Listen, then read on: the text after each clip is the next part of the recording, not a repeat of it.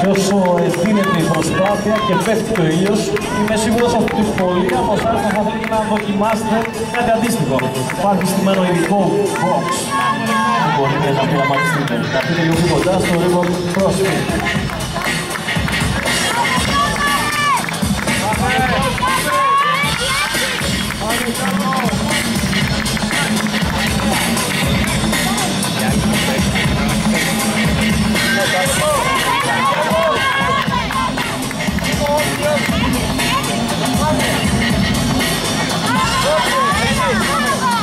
Δύο αθλητές που προηγούνται που περάσουν ξανά στα ring dips και βρίσκονται στο τρίτο γύρο. 10 ring dips στα 3 λεπτά και 27 δευτερόλεπτα.